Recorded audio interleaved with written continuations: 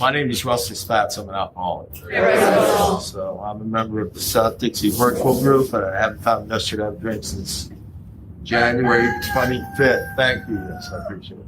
January 25th, 1981. So it's good to be here, and so I'm going to do the best I can to give you a little bit about my experience of this thing. You know, there's this TV commercial. I like the commercial for farmers. They basically the farmers commercial where they show all sorts of crazy stuff happening, and that old guy says, "Well, we insure that." He says because it says, what does it say? He says, "We've seen a lot, so we know a lot." So the only thing I can say is after 46 years, my 46 years sobriety, I've seen a lot of stuff. I've gone through a lot of stuff, so I'm not any smarter. As a matter of fact, thank God I've gotten a lot dumber. I used to be very smart and get myself in a lot of trouble. That's the problem with that. I'm constantly working with and dealing with sponsees, and they could be 10 days sober, they could be 40 years sober, who are extremely smart and extremely unhappy. And I've pretty much got this thing all down. At least this is just my experience down to. I used to know a lot. Now I know about 3 things, but I know those 3 things really well. Really, I'm really sure of the 3 things. And I thought, what are the 3 things? I know that God's the central factor in my life.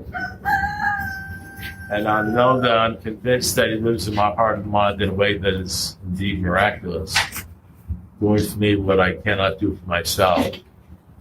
And because I know that, I've experienced much of heaven, rocking in the 4th dimension. And most of the time, I'm at peace with myself and what's going on around me. That's all I know. That's it. Don't know much more. And so I'm going to talk a little bit about. I'm going to try to talk a little about second step. The way I do these things, whatever comes to my mind, and I try to share stories because I believe that it's really important to share a piece of yourself. I pretty much believe. I've done enough speaking all over the place and convention stuff. You get a lot of people. They're short, they're tall, they're black, they're white, they're different. They come up to me and say, "You're telling my story," and it could be completely different from me, from a different country. Say, "You're telling my story." So I pretty much figured out that we're all sort of twins, and the circumstances may be a little bit different, but pretty much. If I honestly share it, if I'm transparent enough to share it, and I'm not blocked by worrying about what you think about me, and I just share straight out what my story is, I'm going to hit some sort of note. And it's better to sort of explain the insanity that I'm going to talk about today of alcoholism. What alcoholism, I was talking to a guy today about this. I said, if you don't understand how incredibly fucking stupid and insane you are, you're not going to stay sober forever. You're not going to have permanence. You're just not. The book Alcoholics Anonymous, which the book, Bill Wilson, all the standard AA stuff that you get at the standard AA meeting, if there is such a thing. Don't drink and go to meetings. All the stuff I heard, all the stuff I got sober on, is the most incredible program, and I don't put it down, for stopping drinking. Man, you can stop drinking for decades. I've seen it. I've seen people stop drinking for decades. You can stop drinking for 10 years, 20 years, 30 years. Just working the don't drink and go to meetings and go to a lot of meetings and sponsor a lot of people. Nothing so ensures sobriety, physical sobriety, than working with other people. But the standard program, and the standard thinking, the spiritual playground. The one that says, don't worry about God so much, just don't drink, go to meetings, you'll be okay. If that's the only thing you have, it's not going to cure the insanity. Just because eventually, and it may be 20 years, or it may be 5 years, eventually the alcohol is just going to catch up with your ass, throw you down on the ground. It may catch up with your ass with the IRS, or with some sort of thing in the world, or your wife filing for divorce, or you're getting cancer, or just because you woke up on the wrong side of the bed, or you're like Bill Wilson at 23 years sobriety when it caught up with him. Right before that, you start trying to use the LSD, and maybe that'll be experiment with that stuff. Because I've had that happen with a lot of people in AA. A lot of guys they sponsor, and I'm going to talk a little bit about that. Whether it's Xanax, whatever the drug is at the moment, like you're not feeling well, and you got 10 or 15 years to go to a psychiatrist, and he says, "Well, try this stuff." Whatever the drug is, whatever it is, eventually it's the don't drink and go to meetings stops working because the drinking really isn't the problem. It's an interesting thing to try to get people to understand, and I can't get anybody to understand anything. In an AA meeting, where we're giving out medallions and white chips and purple chips or whatever chips we're giving out, and the whole thing is focused on don't drink, even if your ass falls off, and you killed 3,000 people, and you did this and you did that, but you didn't drink, so it's a victory, which it is, Vicky. It's hard to sort of like get it across to newcomers that drinking isn't the problem. I'm a product of the big book, of the 12 and 12. I'm a product. So if you don't like what I have to say, which is okay, you think it's bullshit and everything, I just want you to understand that there's nothing I'm saying that isn't a product of working the steps and reading the big book. The only difference is maybe I might read it a little bit differently. I read the sentences. I don't read the paragraphs. I read the paragraphs, but I really focus on the sentences. You see, if you focus on the sentences and you try to do a deep dive into the sentences, then that's, they're drastic. The sentences are drastic. The paragraphs, and the whole book, there's a lot of loopholes. You can sort of like do your way through this, and you got your program, I got my program, you got your way of doing it, you got your God, I got my God. It's sort of like you're an atheist, that's okay. You're an agnostic, yeah, it's fine, don't worry about it, you believe in trees, it's everything okay, you can do it that way or your way, and and especially when you're dealing with a bunch of critters that really, the chief characteristic is defiance, Who are you telling? Who the hell are you to tell me what to do? You know what I mean? What are you taking my inventory for? The Oxford group where we all came from, which was a first century Christianity group. The AA started out in the Oxford group in Akron, and they had a lead. You know how they say in AA we don't have cross? You know why we don't have crosstalk in AA? Because in the Akron, in the Oxford group, the way they used to do things is they read the Bible, and that's what they read, just like they did for the first 4 or 5 years in AA. The books they found absolutely essential was 1 Corinthians 13, Sermon on the Mount, and Book of James. By the way, I'm not drawing this out of the air, it's just my thing, but this is in our literature. Our conference-approved literature. You never want to screw up with the conference. A bunch of guys who got together, the guy who had the most time had 15 years. So you wouldn't want to screw up with a group of people with a business meeting, but the best guy in the group had 15 years and even done to try LSD. They've got to be right. You know what I mean? Just use the. I'm not saying there's anything wrong with conditions, but it's some sort of consistency is the hobgoblin of the human mind. So at some point in time, you might have to graduate and stop getting so worried. Unfortunately, a lot of people use traditions to beat up people over the head. Keep people in the bucket, in the bucket of crabs. You know what the bucket of crabs are? I was up in Maine doing a convention up there, and some guy told me, he says, "You ever go crabbing?" I said, "Oh." He says, "Well, let me tell you, how do you keep a crab in a bucket?" I said, "No. How do you keep a crab in a bucket?" And he's going to tell you, he says, "When you catch a crab, the crab will crawl out of the bucket. He said, what you do is you get another crab, and you throw it in the bucket, and when the first crab starts to crawl out of the bucket, the second crab will pull him back down." And, that's what happens in AA. Some new guy starts talking about God, and I read this thing about God, and some guy 15 years comes up and he says, "Yeah, listen, don't do that. You're killing newcomers." He pulls him back down into the bucket. You know what I mean? And, you know why? Because it's making the guy 15 years feel uncomfortable. Because he's managed to evade that for a while, and not have to deal with it and things like that. So, but there reaches a point in time, because if you do this thing right, you're going to reach this point in time.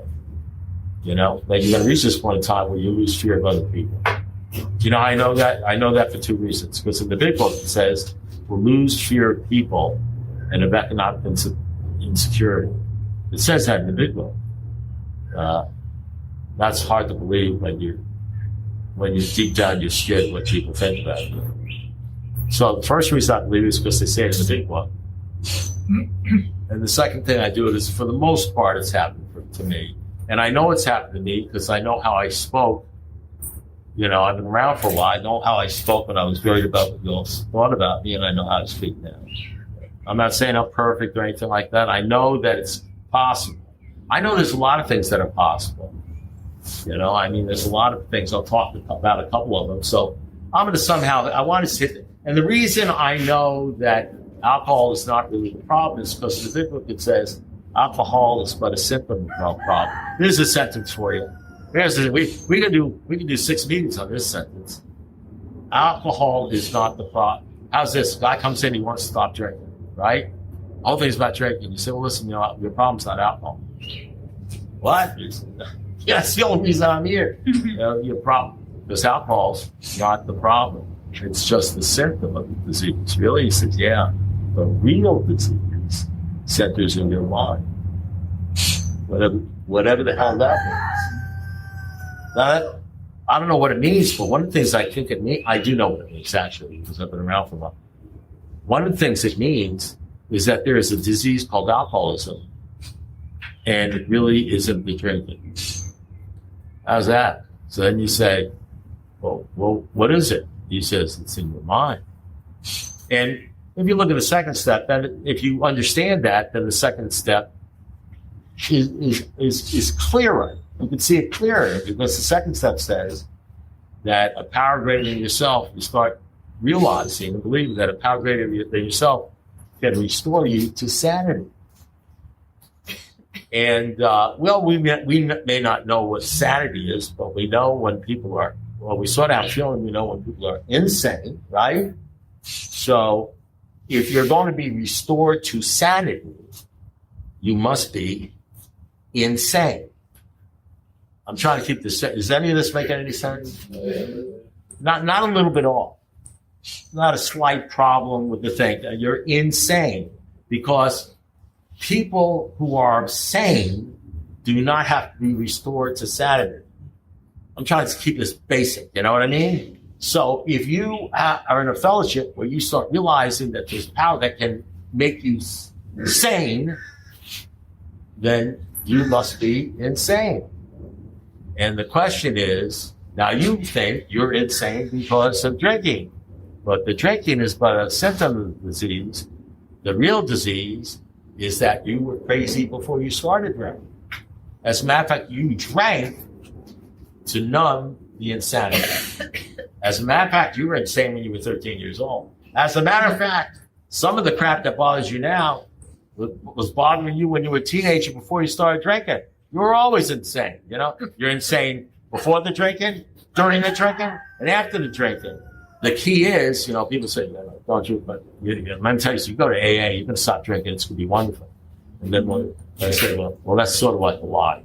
I mean, it's not a big lie, but it's just a little bit of a lie. Then you got to explain to people once they get sober, you understand?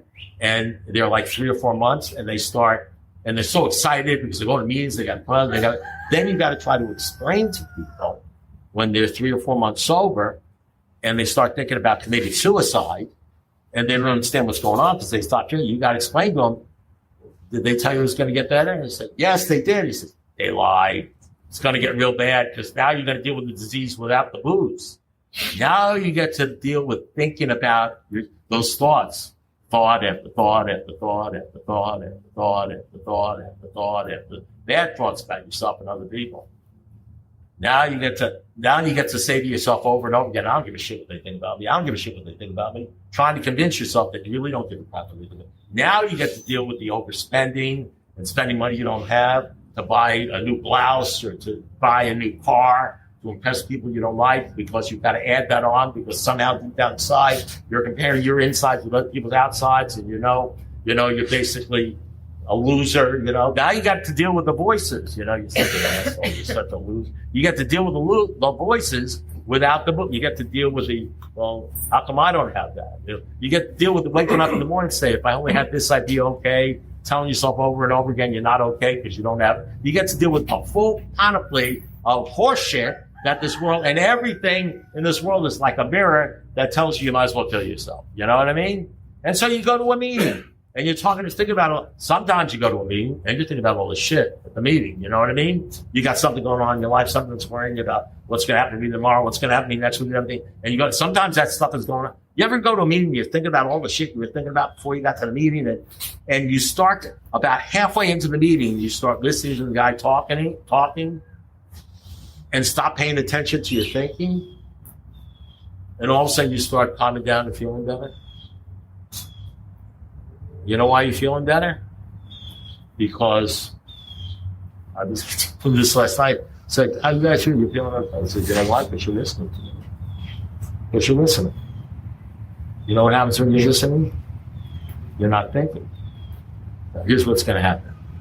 You're going to listen to me, and you're going to stop thinking, and you're going to get calm, and you're going to get relaxed. It's like being on the best drug in the world, because you're not thinking at all. Then what's going to happen is you're going to leave the meeting and you'll say, yeah, that was a good meeting.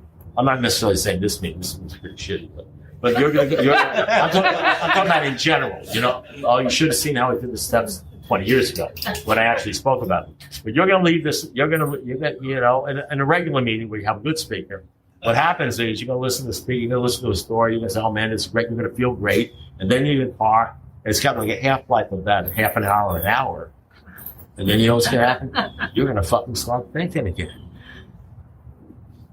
And you're going to be going crazy again, right back into the alcoholism. And it isn't even going to feel like alcoholism. It's just going to feel like you. You're not even going to realize it's the insanity. You're not even going to understand the dis-ease you have. And that's the disease because that's the way you've been thinking all your life. So it doesn't seem unusual. As a matter of fact, it feels unusual to be calm and relaxed at peace. You know, so it's very hard. Somehow, some way, if you hang around certain people or you hear certain things over a period of time, you realize that how crazy you are. Just what? Dealing with other alcoholics, sober. And they start telling you things, you say, man, that's crazy. You know, we're so well defended. You know, defiance is our chief characteristic. You know, we're so well defended. You can't go up to an alcoholic and tell them they're insane. They screw you. They're going to immediately defend themselves. You take your own inventory. You got all that stuff. You know, and that's the reason we don't have yet in the Oxford group. What they did is they read like the Bible, or something. You know, like we read an excerpt, or they read something from the Bible, and what would happen is, and then they'd have somebody that would share. God would share, you know, I was with my wife, or blah, blah, blah. They'd share like we would share about a problem they had and stuff like that. And then what would happen is they had a thing called correction. And correction was after the person shared about his life and problem and everything like that, they would use biblical principles, which are most of them are written into the big book because the books they found absolutely essential. In 1935, 1939, when they read the big book, was 1 Corinthians 13, Sermon on the Mount, and the book of James. It was absolutely essential that you read those. So it's all in the book. Now, if you've never read the Bible, you would think like it was an original manuscript by Bill Williams. It's not. Okay, it's all there. So what happens is, so then they would have correction. And what they would do when they had correction is they would correct the person. They would say, well, you know, Bob, you know, what you did and you did that. And they'd give them a little correction, you know, gentle sort of correction, everything like that. And you see, the alcoholics, I even find this hard to believe, they didn't like being corrected. And the F-bombs would come out and take your own bucket inventory. Who the hell do you think you are, you self-righteous bastard?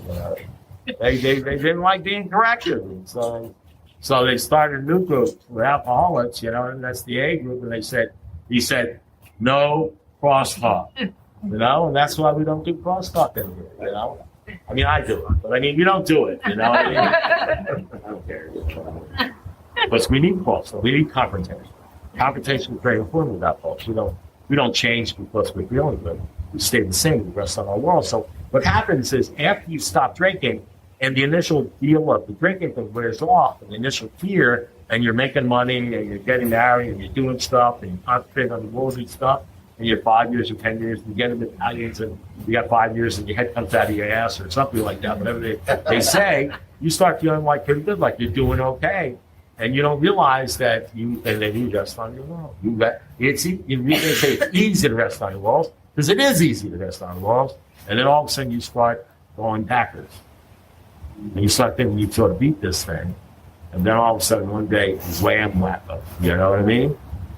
Wham, whack up. Because the world doesn't stop, you know. And you know, and so you have to put in your time in the oven, you know what I mean? Where you get on top for a long period of time and get into trouble a lot, you know, that kind of stuff. So I'm just going to give you a couple of stories and we'll talk about them. And so and I don't need alcohol. I don't know about you. I don't need alcohol to be an asshole to do stupid things. I love to say, oh, it's the alcohol that made me did it. I've heard so many people sober. Most of the stuff, you know, me with alcohol, I guess with alcohol, what I do is with my first life, go through a whole story. I wouldn't come home until 4 o'clock in the morning. That's, I've heard somebody say years ago. But I mean, the truth of that is I drink alcohol and I just like fall down and go to sleep or something. And I just would like calm me down. I didn't get in the fights or anything like that. The crap I used to do to hurt people, the shit I used to say that hurt people, I did it sober. You know, I made decisions sober that hurt people. And, you know, that's the I was when I was drinking, well, what about Saturday? And listen, I always thought of myself as a good guy, a smart guy, a total guy, you know, a warrior, you know. I'll tell you all the great things. If you ask me how I'm doing, I'll tell you I'm doing great. As a matter of fact, I'm going to tell you I'm doing great whether you ask me or not. I'm just telling you how wonderful I am, what a great guy I am, and filled with integrity and all that sort of stuff. We all think we're good people and everything like that. So I'm when I was out young, like 20, 21 years old, and I got, you know, you got so many stories. Really? I walked in AA. My story was it's not my fault. You don't understand. I'm a good guy. I didn't do anything wrong. But the other guy's fault. You know, and the way we finally understand ourselves that we're crazy is we'll be sitting there minding our own business, and some guys telling a story. You ever hear people telling us, you know, to tell stories? Then I did this, and I do that. And, you know, in our mind, we say, then you got a flank in alcohol. You say, you tell us a story, and you listen to them and say, man, that guy is ripping crazy. He's nuts, you know? And then all of a sudden, a voice comes to mind and says, shit, you were doing that last Wednesday. You know what I mean? And I did that, you know? He's crazy. I must be crazy too, you know? I mean, it's like they sneak up on you, you know? God works in mischievous ways. Miracles are performing. So I'm dating this gal, and we're dating for a whole year. She comes from New Jersey. Go to New Jersey. And we are in love. It's basically alky love. You guys know what alky love is. Alky love. It's real bad. It's bad. Yeah. But when you're in it, it's like booze. You know what I mean? It's like it's like booze, because it makes you feel like you are something. You know? I mean, you know, like a friend of mine once said, I was a nothing. I was always going to be a nothing. I was never nothing but a nothing. I used to put something in my mouth and turn me into an almost. When you're a nothing, almost is top of the world. That's what Greece did to me. It turned me into an almost.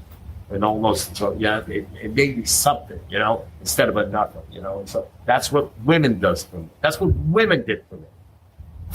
Get some gal, she's Google-eyed, she's head over heels in love with you. So, oh man, I'm doing something with this gal. I walk into the room with this good-looking gal, and everybody's looking at me, and I am unbelievable. You know, it just pumps up that ego, you know what I mean? And you know what the problem with that is?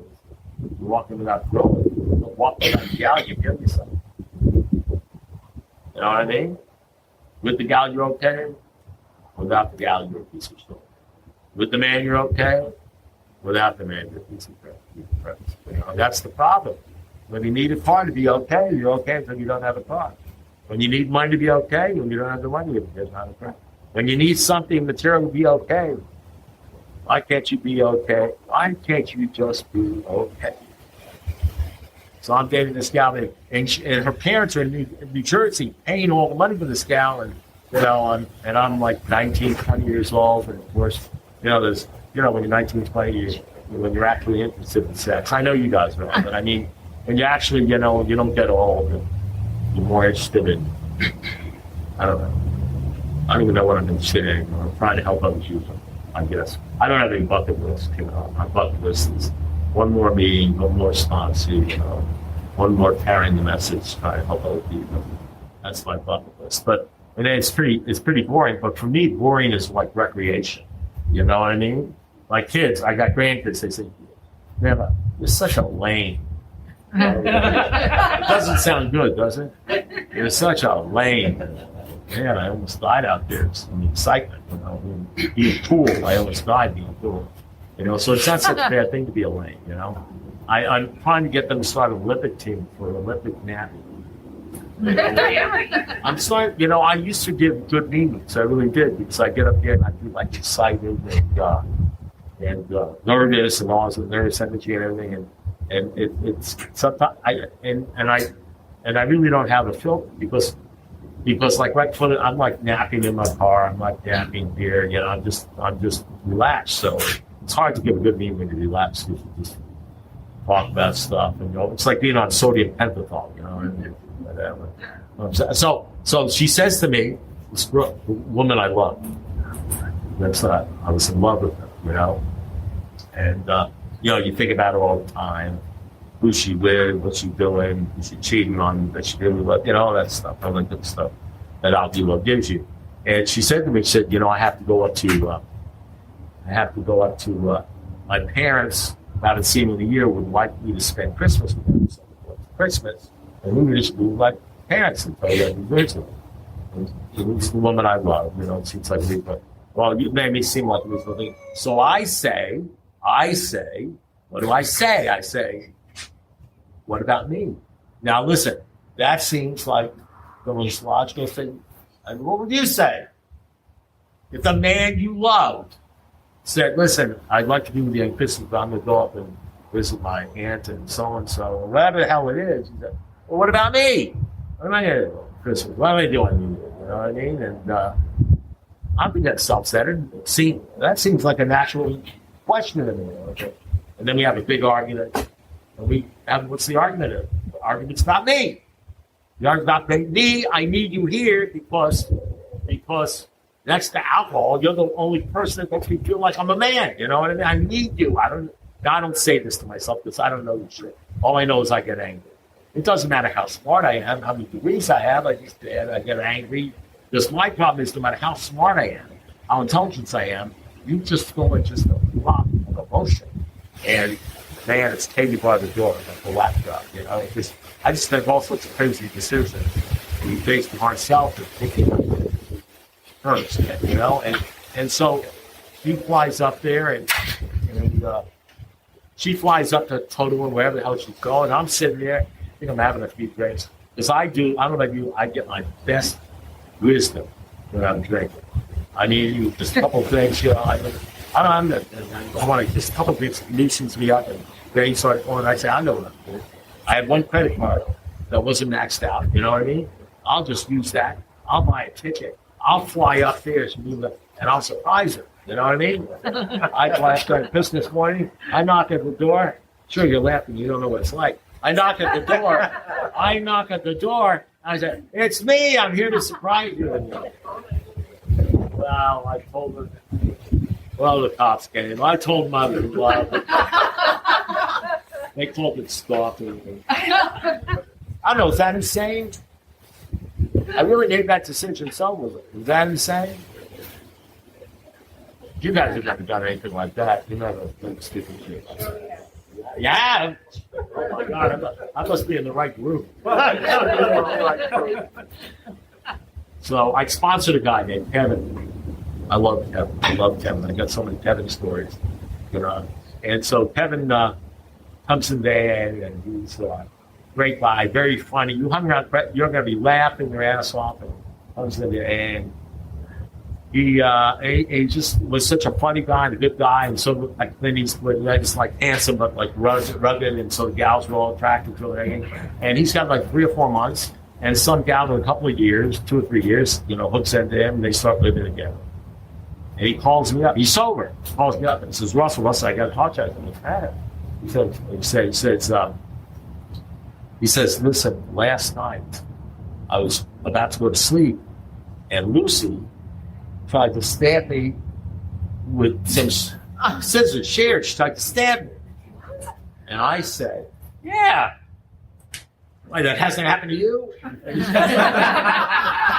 I That's because you need to have a relationship with an alcoholic. So anyway, so I say, Kevin, I thought this was very nice. I said, Kevin, when a woman tries to scare you, that's God's way of telling you it's a good time to lose. I thought that was what, and he says to me, because he had been through a few ailments, he says, but Russell, what about love? What about tolerance? What about giving people a second chance? Don't we do that in AA? Don't we do that in AA? Do we just throw people away? What's on the hand of AA? You know?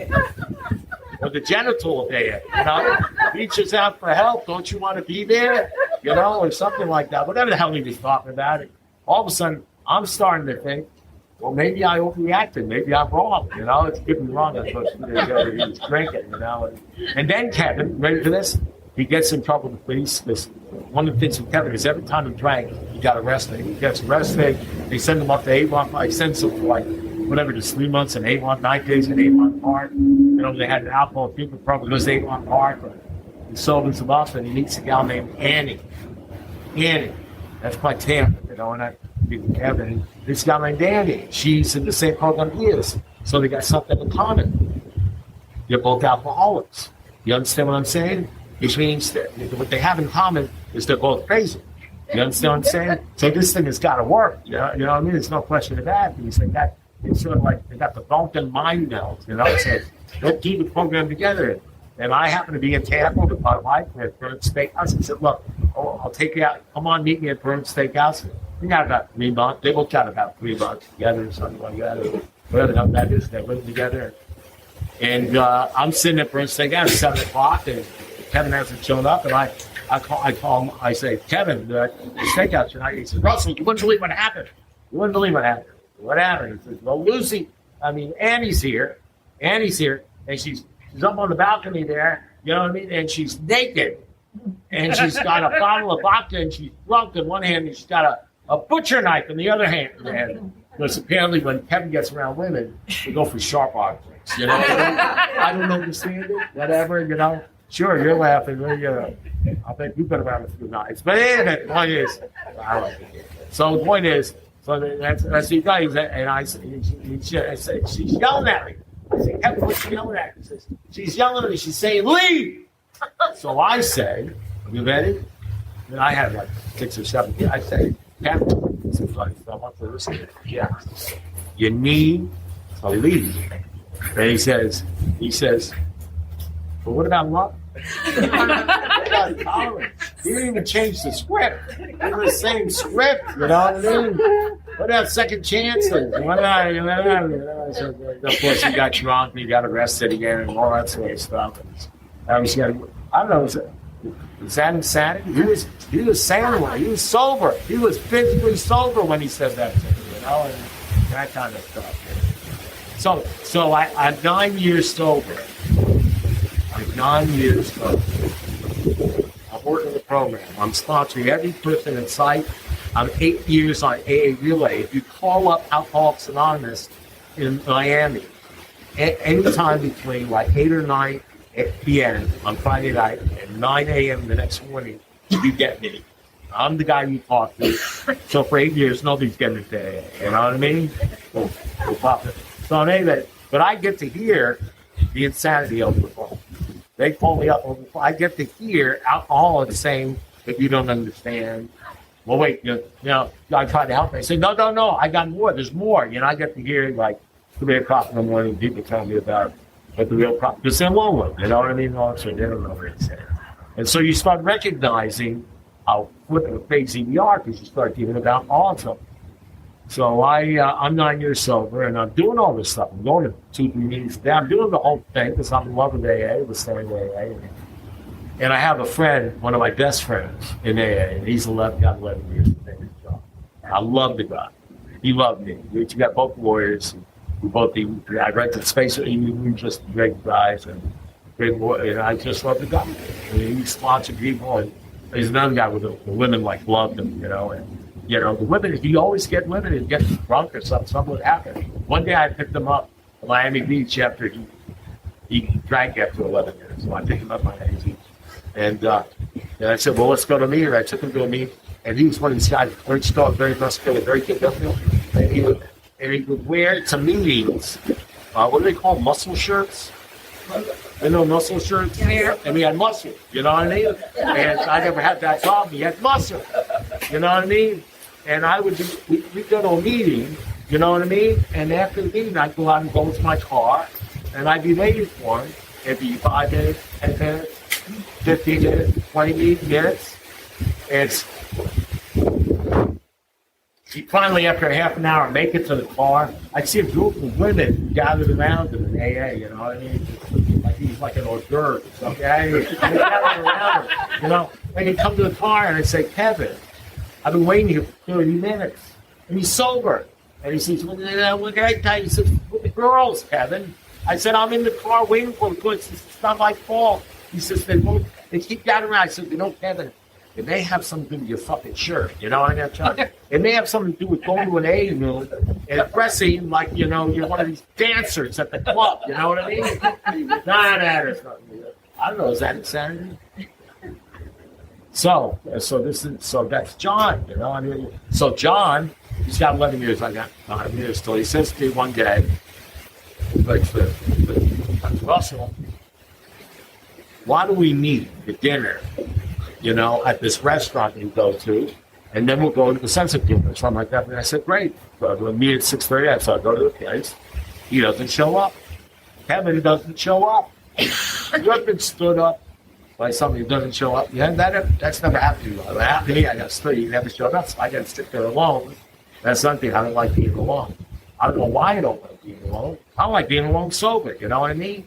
But I get nervous because if I'm alone and I'm not in a conversation, I'm alone with my thoughts. And my thoughts are bad thoughts about myself and other people. So I need to have something to distract me, like TV or sexting and texting, whatever the hell you guys do, you know, so that you're not alone and everything like that, you know. And then, yeah, you think it's fun. Yeah, you don't know what it's like. So what happens is, he's not there, so I'm upset. And of course, I'm saying he's put me up. And so I see him at the meeting. I say, Kevin, I'm not Kevin. John. I'm going to see these guys up. They're all the same. I say, John, I said, I was at the place and you didn't show up. He's like, yeah, something came up. 26 says, something came up. I got 9 years ago. Something came up. You know? And I said, okay. He says, but I'll tell you what. I'll meet you tomorrow night. The same place. We'll go to this room. We'll go to the steel ring. And I said, okay. So I show up. Yeah, fine. He doesn't show up. Again.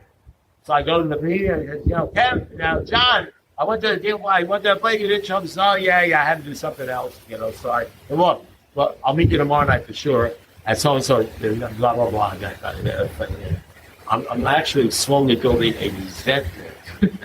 I am. You know. And he said, come meet me at a slot. So I said, okay. He said, no, I'm going to be there this time, blah, blah, blah. So I go over to the place. I know it's going to shock you. He doesn't show up. And I go up to him and goes, oh, yeah, I had to this, whatever the hell he had to do. You know what I mean? And now I've got to resent. Now I've got to resent. I'm not going to drink over it because I'm sober. You know, I'm resting on the laurels. I know it's resentment, you know. And so I go up to, there's a guy I know, one of my men, Dave Carell. Yeah, he's got like 40 years. One of the great things that happened in my life, I always hang around with these guys that were actually sane, or at least they were saner than me. You understand what I'm saying? So I got 9 years. I'm not a new person. I'm doing this thing like, yeah, I'm doing this all over town because, you know, I'm a lawyer, you know, so I'm a paid bullshit lawyer, so I can do this stuff.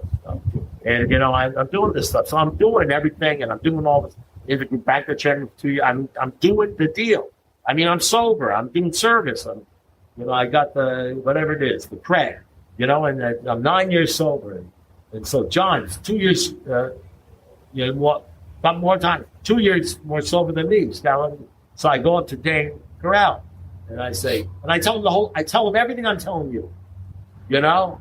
I mean, it's like absolutely outrageous. You know what I mean? I mean, I shouldn't have a resentment, but I'm just telling him everything that happened. You know what I mean? I mean, I'm sure, like me, you know, I mean, I'm going to get rid of the resentment. I'm sure like me, a guy like that. I mean, that's bullshit. You know what I mean? It's almost like you have a right to be pissed off. And so I tell Carell the whole story, and he spends the next 20 minutes beating the living shit out of him because apparently he didn't realize I was sensitive.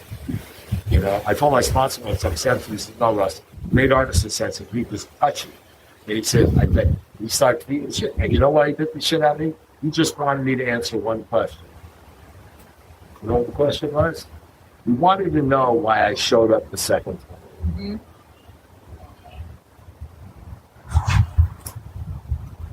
He wanted to know why I showed up the second time. And you know something? 9 years sober, I could not answer the question. I didn't even understand why he was asking me the question. Why would that be important? 9 years sober, working the program. Why did I feel it necessary to hang out with either toxic people or people that were emotionally or spiritually unavailable? Why did I feel that I had to keep company with those people, etc.? How many times have you been disappointed by people who have difficulty saying that over and over again?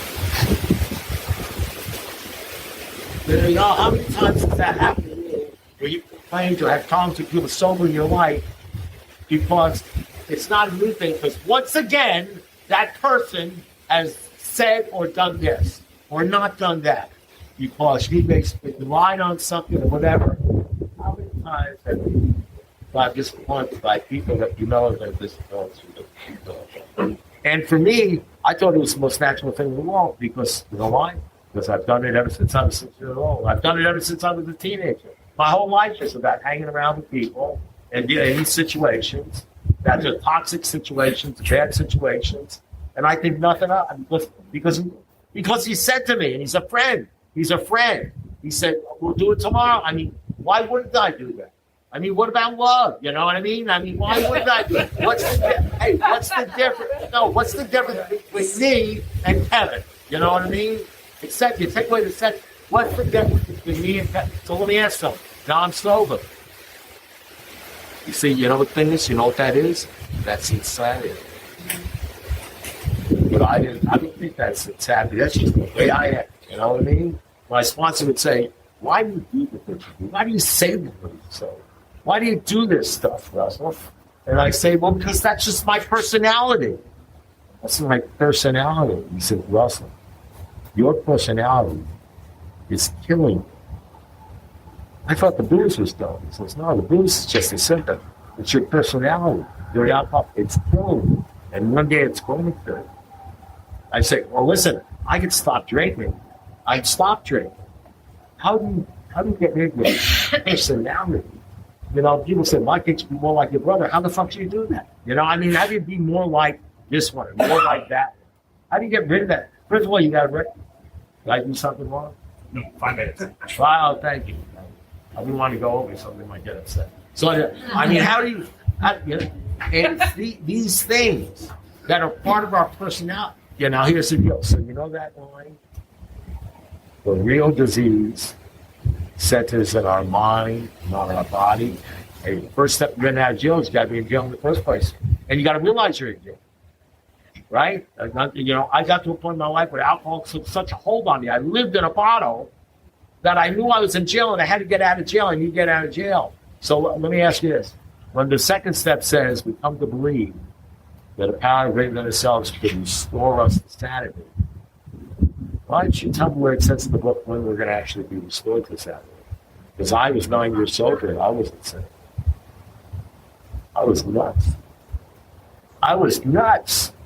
And doing step meetings all over town, and people were saying, "Man, you really helped me." And I was crazy. And I'll just tell you 2 or 3 stories. I got 656 stories, you know what I mean, that I can tell you, and it's all going to show some sort of insane, crazy behavior that to me was the most natural thing in the world, and automatically, and it always led me to feel sorry. thought after thought after thought, bad thought about myself and other people, and I didn't even realize I was doing it. I didn't even realize I was doing it. And I thought I was sober, because to me, sober means you're not drinking. Because I didn't see it. And when you think you're sober and you're doing this okay, then what happens is you don't really think you need to do anything else, because it's sober, people are asking you to speak, you're doing this and the other thing, and you almost don't even see it until the guy stands you up for the third time. And all of a sudden, some idiot who has 40 years says something that you would never think of, because you want to tell him what this guy did, and all of a sudden he says, "Why didn't you call show up the second time?" You don't have an answer, and you don't even understand why he's asking the question. And now, as I'm even saying it to you, it sounds insane, and it's insane. And then I said, okay, after I understood what he was saying, I said, "What about John?" He says to me, "John is not sober." I said, "No, you don't understand. I know this guy. He's got 11 years. I was already picked up his 11 year, but that was his not sober. He said, sober people don't do that."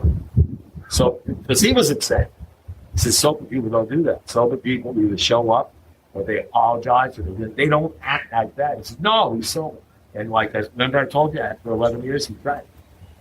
And then I found out the real story, that he has gone to a psychiatrist because he wasn't feeling well, and he was sober, and he was going to meetings. Psychiatrist, he said, "Well, I got the thing for you." He says, "Take these pills and get Xanax."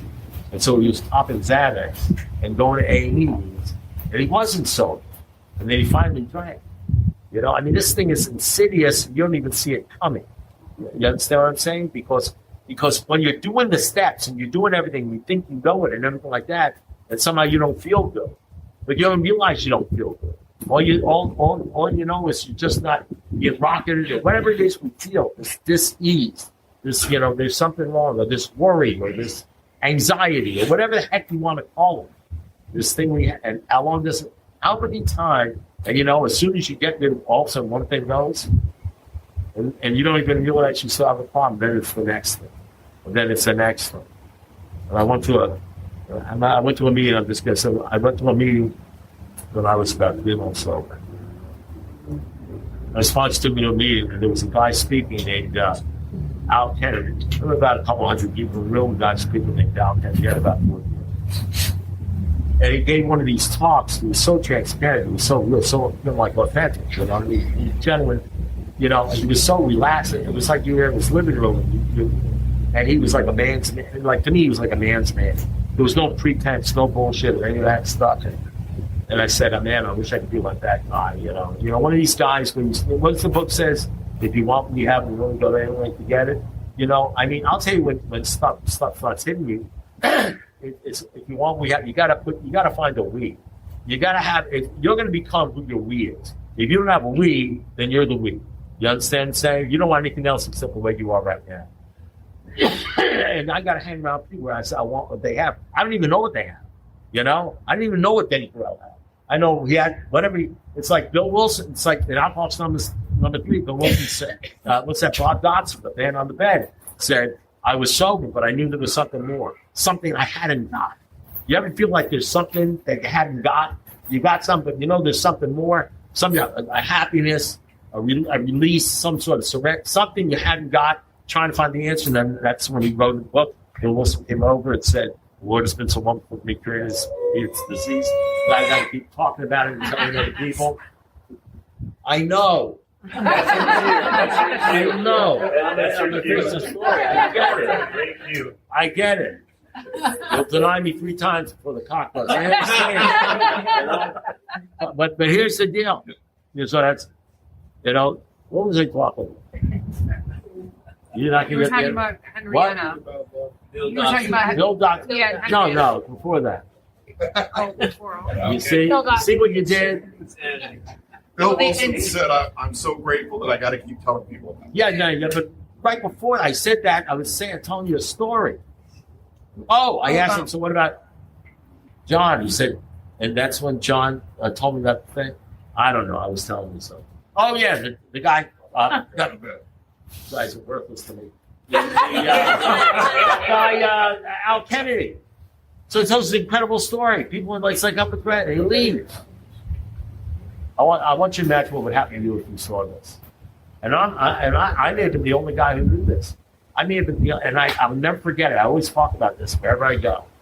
3 months sober. We leave. And I turn to my sponsor. And I say, that guy's incredible. I really like him. Where did he go to the movie? You know, it's like when I want to see him. I want to follow him around and stuff. And I used to follow people around. And he says, I just asked him, where does he go to meet the group he belongs to, right? And he says, he's dying. I thought I didn't really hear him. I said, no, I'm saying, where does he go to meet? He says, he's dying. So what do you mean he's dying? I said, Russell, he's dying. What are you talking about? The guy? I'm talking about the guy just with me. He said, Russ, he's dying. He's got like 6 months to live. He's got cancer. He's got 6 months to live. I don't know whether anybody else at that meeting knew that. So I say to him, he didn't say anything about that. Because, if it was me, I'm going to tell you something. If it was me, I'd throw it out, like, I'd get some credit on that. I'd say, well, it's good to be here. I always like to do that for I happen to be dying, but it's not a big deal. Don't worry about it. And I'd like to use that, you know what I mean? And he's dying. And 6 months later, he's dead. He had terminal cancer. So he gave that whole talk. I said, he's just helping people. I said, he never mentioned he was dying. He had 6 months to live. And all of a sudden, I didn't look at AA as not drinking. My whole concept of this deal and what can happen, what you could get, had nothing to do with drinking. Nothing to do with drinking. It was like going to a banquet where they got lobster and everything. You walk with a fucking bologna sandwich. You know what I mean? I said, man, how do you get to the point where you're dying and you're not only what you're talking, you're not even worried about it. You're just trying to help it. I wanted what that. I want the drug that guy's using. You know what I mean? The alternative deal. You know what I mean? And, then I realized, worrying about dying is sort of like the same thing. If it's going to happen, there's something to do with it, so you're not going to be left. How do you get there? How do you do that deal? Then I got to have cancer 3 or 4 times and go through radiation. I got to do that, practice that deal, and it can happen. You can get there. Let me tell you something. Or you can get scared shitless. I have all such problems. So, in any event, that's a little something about, I think, insanity, or maybe something else, maybe a third step. I don't know. We'll talk about some other things next week. Thank you. Thank you. Recovery inspiration is sitting right there waiting for you. Rocketed.org AA speaker recordings brings real voices and real stories straight to your ears. Subscribe now so you never miss a new recording dropping. Keep that motivation on tap and help spread the word. Hit subscribe and let recovery find you every single day.